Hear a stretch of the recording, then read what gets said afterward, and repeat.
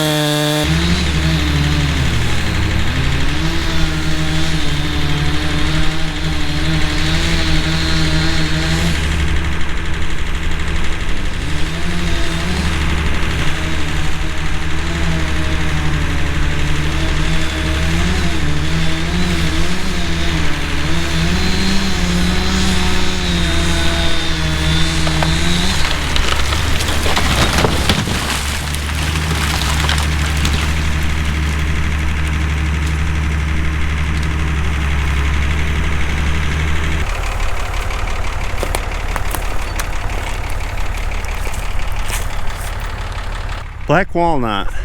There's probably a log right there in the bottom of it. That's about 2 feet, maybe a little more that way. I counted the rings and it's about the same age as me, 55 years old.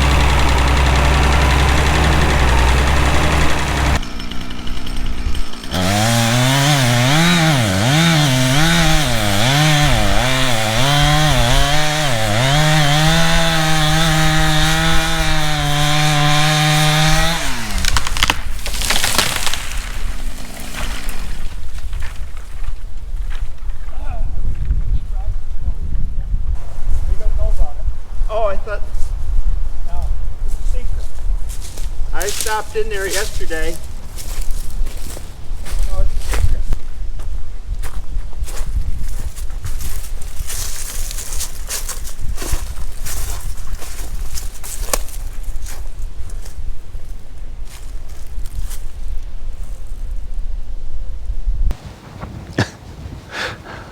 Hi, I'm Pete and welcome to Just a Few Acres Farm. In this video, well, we have this carnage. I'm going to move the cattle for the last time this fall before they come in for the winter. I'm going to make some delicious beef on the grill, finish working on the plow, and take her for a test plow, spin, something like that. First, let me explain this mess. That big walnut in back, the one with the big log in it, it was dying. And so was the evergreen. It was rotten in the middle, and this one was just in the way. You may remember a few videos ago, Hillary and I staked out a 60 by 40 foot rectangle. That's going to be my new shop. 60 feet back that way, 40 feet inside, 16 feet on the inside. I'm going to do all the earthwork myself, strip off the topsoil, put in fill, compact it, and then hire out building the shell, and then I'll fit the interior and do the electric and heating myself. I don't know, it was about a year ago I said, well, I don't think I want a new shop. And then I've thought about it. It takes me a long time to come to these sorts of decisions. And I think the deciding factor for building a new building was I want to have the ability now to work on more than one project at a time. Say the truck that I've got started and the 856 tractor that I've got started. I want more room to be able to paint bigger batches of parts at the same time, so I'm not painting in such small batches. And my main hobby now has to do with work in the shop. I mean, it's where I like to spend time. And it'll also allow me to free up the shop that's my mechanical shop now to go back to what it was built as, and that's a wood shop. I also like doing woodworking. So that's that. There's a lot of firewood in there that Hillary and I will have to get started on when time allows. But right now, I want to go and see the cattle. I'm going to see if I can sneak up on them. I doubt it. They're over here in this field. Oh, they see me. You guys always got complaints. How's it going, Patty? Yeah, Ginger, you're around? All right, I'm gonna move you guys. Come on, guys, you know where we're going.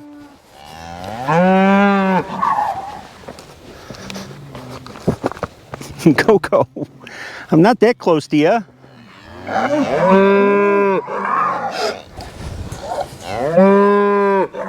We're gonna go through the temporary permanent gate.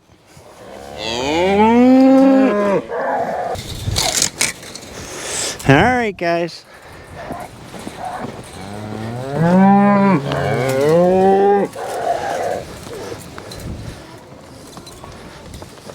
They're in a hurry to get out there. Hi, Titus.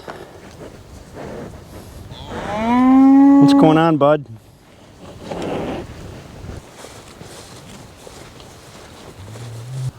This is the last pasture they're going on for the year, and this end's kind of low because they've been grazing it, but over here's a chicken field. There's a lot of grass in there. I don't think they've discovered it yet, though, because there's been a temporary fence right along here all summer, and that is gone. Hey, guys. Cows, look what I got for you over here. Come here. Come with me. Come over and look at this.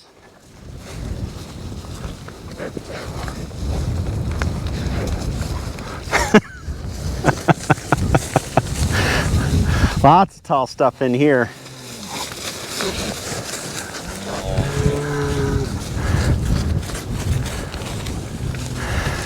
Even makes Patty jump for joy.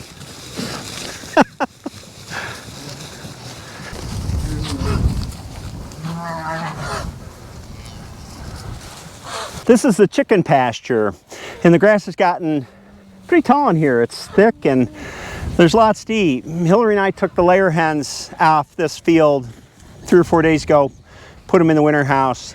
So this is the last field that the cattle clean up before they go in. When the chickens are out here and the electronets around the chickens, the cattle, especially the calves, have a tendency to mess with it, and we had a couple get tangled on it in the early days, and we just don't let them in here with the chickens anymore.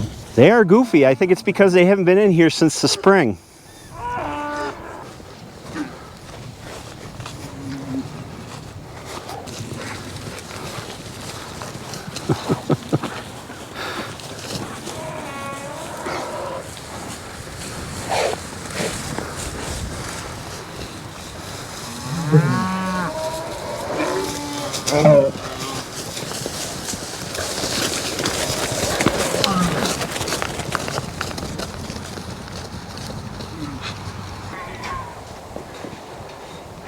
Last field, boy, it looks to me like there's enough grass here to last them at least a week, even though it's only a few acres.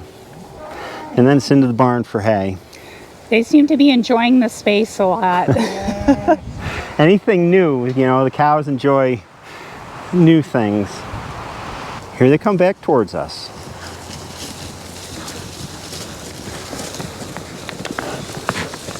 Got to get their cardio in, you know.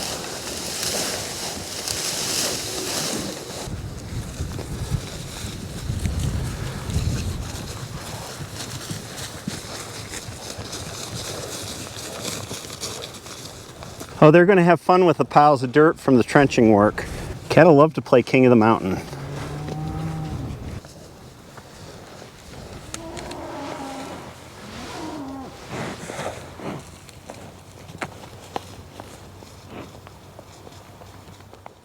I want to get this John Deere plow fixed up enough so I can at least try it in the field. I'm not going to completely restore it or anything like that this fall. I just want to get usable. Here's one of the bolts that I took out of the hitch. Goes right here actually. All that vibration over the years wore it all the way out almost. And here's another one out of the hitch. So I have a bag of hardware and we're going to replace it.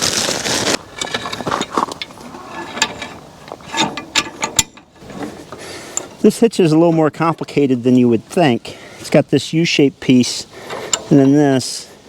And plow hitches usually, you know, they want to have a little bit of flex in them. Not that much, but some, in case you hit a rock and the plow gets jerked sideways. This is where this worn pin went originally. I opted to use a bolt instead, and I'll put 2 nuts on it and make it into 1 lock nut, and that should do the trick.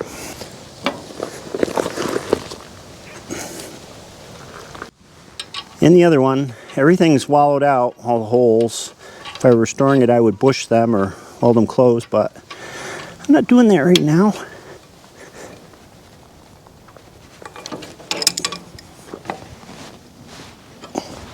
This lever to tilt the plow is designed to be extendable, so you can draw this up so you can work it from your tractor seat.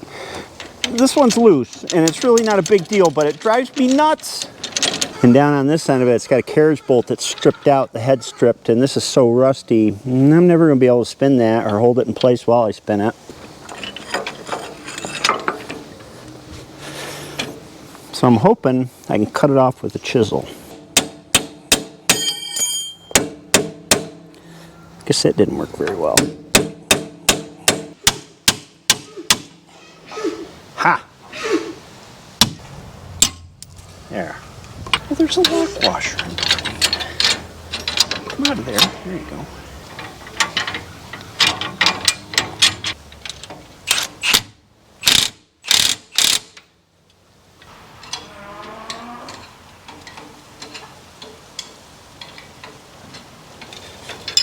This one's got a square head bolt on it.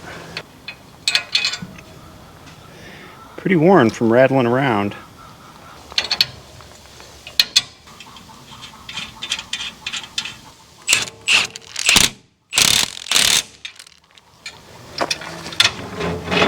No more looseness.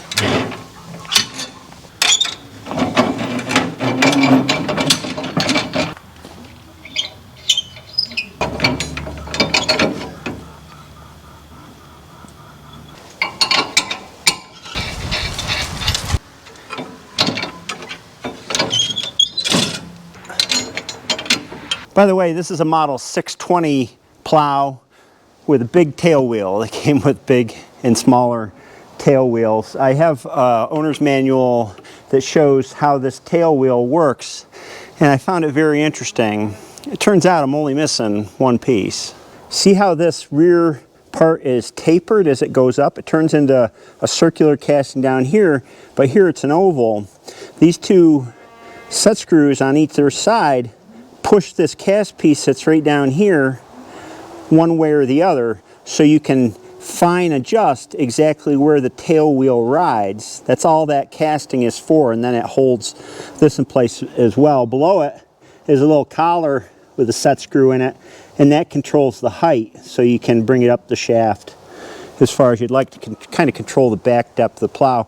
Then on the top here, see, this is keyed, and what originally sat on here, I'll put up a picture of it because I took a picture off of the neighbor's plow who has a similar piece, is there's just a cast piece with 2 wings that go out, and this piece will catch it when the plow is down. So if you trip a bottom, the way to reset a bottom on this is to back up the plow. When the plow is down and those are trapped in here, you can back up without your tail wheel flipping around. In addition, that cast piece that goes on here has a little loop coming out the back, and that loop is so you can drop a pin or a bolt right through and through into here and lock this wheel straight back so that you can either back up the plow or tow it down the road without the wheel wobbling, I guess. I read a casting number off that missing piece. It's D924A. I went looking for it. Salvage yard, eBay, a general internet search, couldn't find any.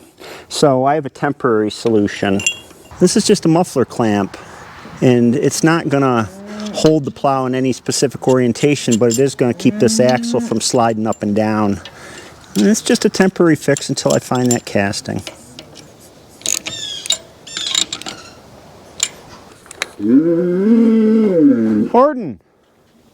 Orden, what's going on with you? You got burdocks on you. I don't think you like it very much. The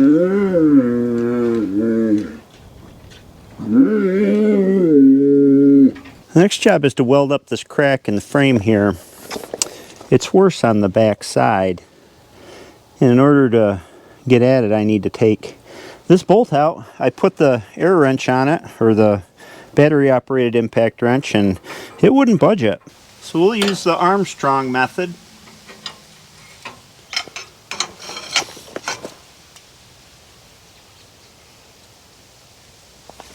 I think it's going to break. Yep, it's going to break. It's twisting off. I could be wrong about that. Huh.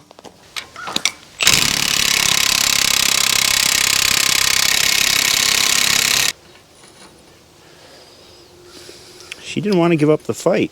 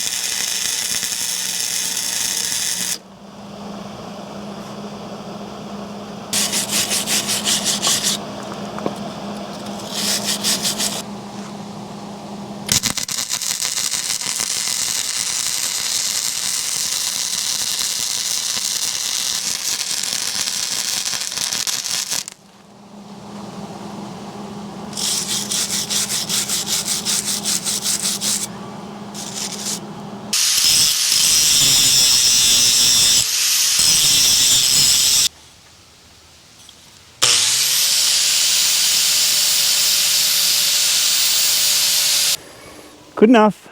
I'd rather not put a splice plate on it because of appearance, even though it's just an old plow. We'll just see how it holds up, and if it holds up, great. If it doesn't, I can weld it again.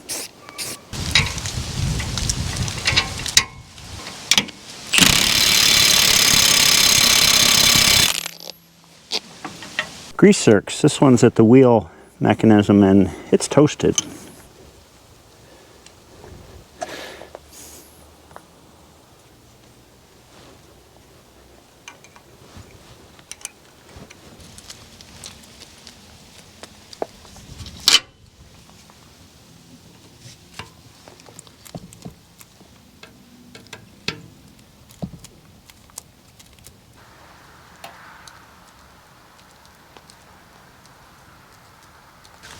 Plow trip mechanism.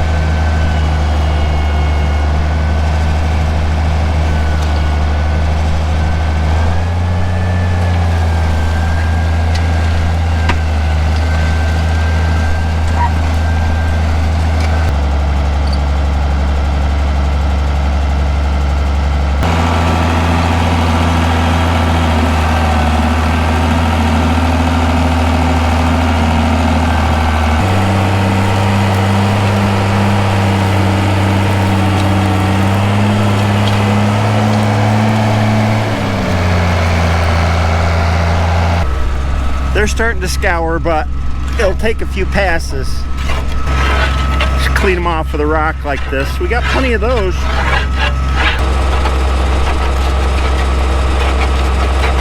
It's plowing a pretty good furrow. That's 6 to 8 inches, I'd guess.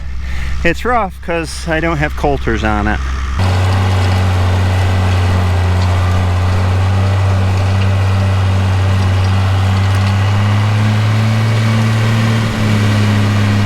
Getting better. This is the way I always cleaned up plows. Not clean them off with a grinder or anything, just let them scour in the soil. It's pretty good abrasive.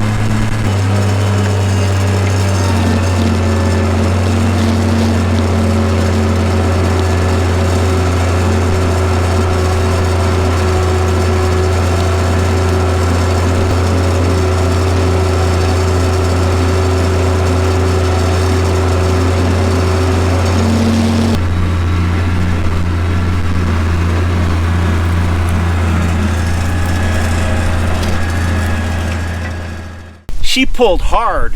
2 reasons, I think. The bottom's scoured and shined some, but they still got some pitting on them. They're not glass smooth. I may have to take a flap disc or something and try and smooth them out a little bit. The second reason is this plow doesn't have any coulters on it, so sod plows really hard, and I couldn't find a set, and I'm going to keep looking.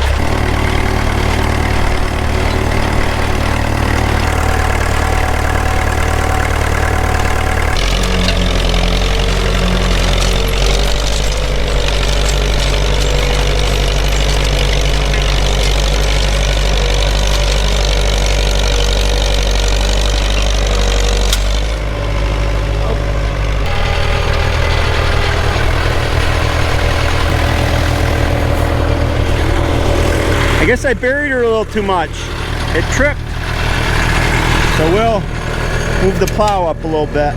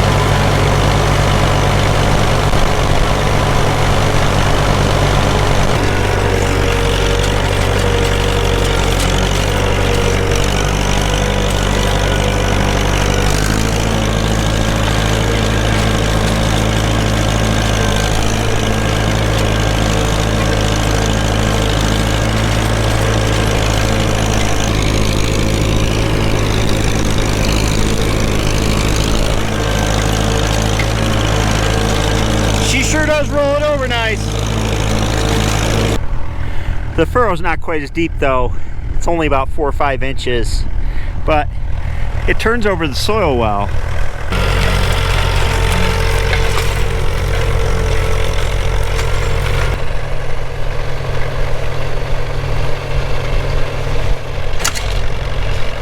Oh, you got a big rock. Look at that. Oh, is that what clogged it? Yes, look at that. Dragged you right along.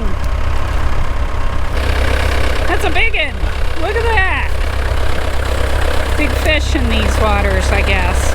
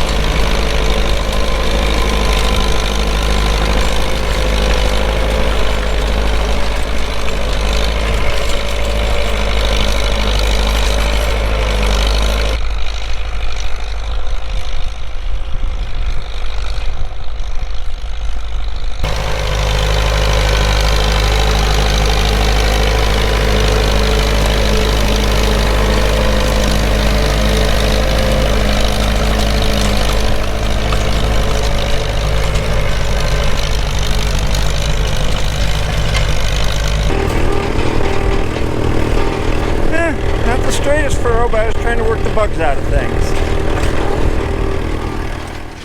Tonight, we're having a very special dinner.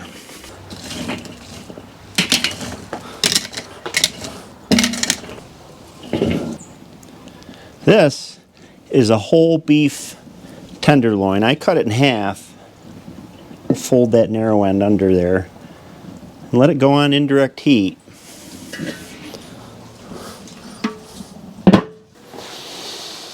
It's getting too dark outside to film, so I came into the shop. We have so many special things going on. I felt the need to celebrate with Filet Mignon. Is that how you pronounce it? Anyway, it's tenderloin. It's the best part of the beef. We're going to build a new shop. I'm very excited about that. Running the plows was awesome. The cattle's winter pasture is done. And that was a whole lot of work. I guess celebrating the accomplishments of the season and what's to come. Running those plows was so different between the two setups. The 756 is so much smoother and easier to operate, but the plow has some issues that it needs adjustment and it needs some more TLC. The MD ran great and it pulled that 2-bottom plow like a champ, and that 2-bottom plow works so good. It just is a joy to see how it turns over the soil. So it's kind of a toss-up for me, but I'm going to continue to refine the John Deere plow and get out the little genius behind the MD when I feel like it, because it's such a great feeling being on a tractor you restored and that plow that was just pulled out of the weeds that works so great. Anyway, I got to get back and see if dinner's ready to sear. About 20 minutes on indirect heat. And now we'll move her over and give her a little sear. Minute and a half. Oh, I like that color. Definitely.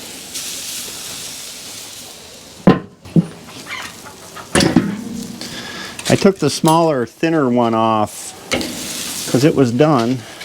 Tenderloin, I want to get this inside because it's cold out here, but I'll cut some for you.